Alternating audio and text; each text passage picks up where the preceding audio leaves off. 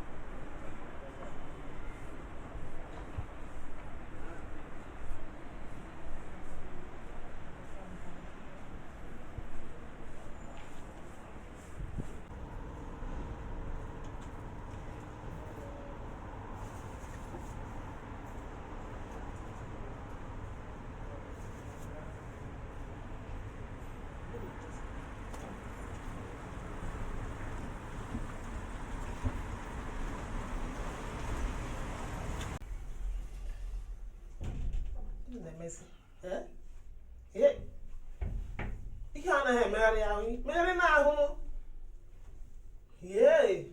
Ebe ibe a na-apịwa na-apị.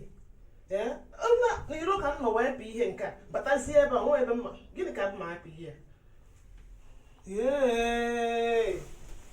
Gịnị ka mma apịkwa? Atọkwa ndị nna anyị na-eche m n'iro. Chineke nna atọkwa. Gịnị ka mma apị?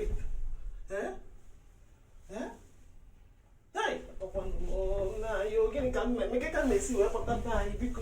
Gịnị ka m eme?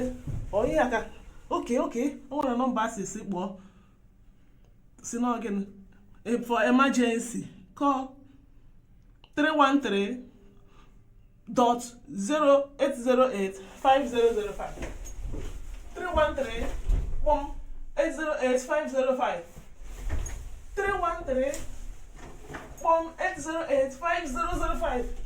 Ọ na-emegharị isi ya. Chineke atụkwanụ m. Kekwana ihe ndị asịsị mee, ndị asịsị kpọọ ebe ọkụ ya dị ihe.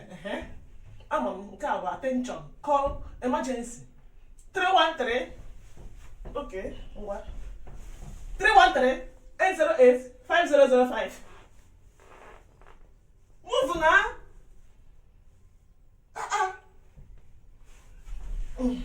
313.8085005. But they say that I call this number now. 313.8085005. Gịnị ka m na-eme kwa nna? Gịnị ka m na-eme? Gịnị ka m na-eme?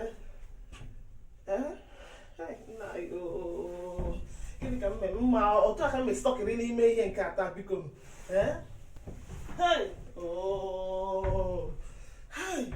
Eluigwe, gịnị? Chineke nna atọkwanụ m, biko. Ọ ka m si wee koro taa. Nekwanụ m anya, biko m. Mmadụ ijekwa n'ịnyụ anyị ebere ijekwa n'ime oyibo kama na-ejiri ụkwụ na-agara omere na-aga mbanye n'ime ebe ime oyibo. Ha si m kpọọ ihe a. Chineke, nụkwa m ịba lift, biko m. Abaa m lift wee kote okwu. Ha si m kpọọ ọnụ nọmba ahụ. Ọ bụrụ na enwe emergency, ọ bụrụ na onwe ihe mma m na-eme. Chineke, ka ihe m na-emekwa nkịta. Ha si m kpọọ nọmba ha si m kpọọ ebe a. This is for emergency. Semi-call 313. Kpọm dị ya. Is it not pom or dot? Okay, maybe I made a mistake. Maybe it's full stop, okay? 313, full stop, 8085005. Give me a hand. Chineke nna. 313, full stop, 8085005. What am I ahụ? Ka isi biko na-abịakwa m ịba lift ịnụkwa m ibe eme oyibo lift biko ịga m eme na gịnị ka mgbaka ụzọ a 313 full stop 313 full stop 808 5005 hey kiwon ka me na ebe mapi na ngwana mapi ka sawazi ka kita na move okay hey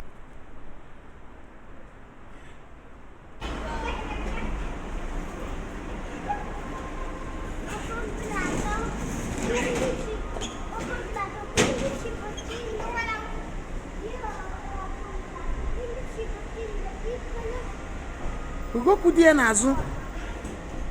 die n'azụ ele ihe ole ka ị na-adagharị ele akpa nsị gị ga-abute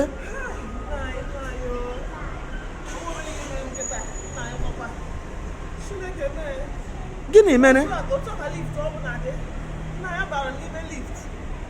lift ekpochie chemọ mba lift ka lift gburu ya na ebe nwa na-ese m lift gbagbakwa n'ọgbọgbọ mba ọtụ mba meghe mba ịtọkasịrị ụlọ n'ime lift na-eti ụmụ agụchara mere na-eti ibu na emekọta mkpọwa nọmba ejezi n'ihe ahụ ịbụ ị gazie ga bute akpa ejezi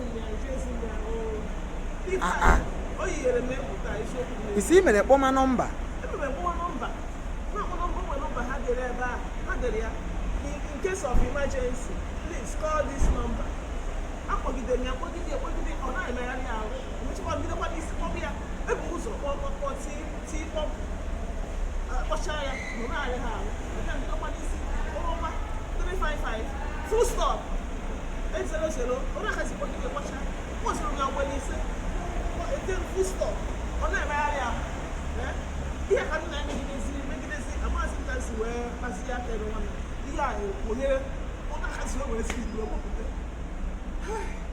isi iji foonu onye akpọzini ọkwa mụ ji foonu gị ka ezi foonu ijizi kpọ maka ama na mụnwa ji foonu gị ị natara mmadụ foonu na ịghọta ihe na-ekwu edere ya ebe ahụ call this number in case of emergency call this number ịkpọ nọmba ogidi ya kpọọ ha dere full stop esokwa otu aha si wee full stop kwuo ya full stop kpọọ nọmba ọ na-emegharị ya edekwa mkpọkwụ ya full stop nọmba emegharị ahụ onye aka nsi kpọgide kpọcha okwu emegharị ahụ achọrọ m ife eti n'ime lift nọkọtazie wee kpasi aka n'ihe nwa m ụzọ wee bụ ohere stil wee mapụtazi chere Ugoku die n'azụ ị na-akọwa na ọnụ nkịtị ka iji akpọ nọmba edere Ugoku die n'azụ iti bọrọ ihe asịrị gị ewu call this number gị were foonu gị ịkpọọ nọmba ka ha zazie gị emergency ha gbara ọsọ bịa zọpụta gị iti bọrọ ka ị bụ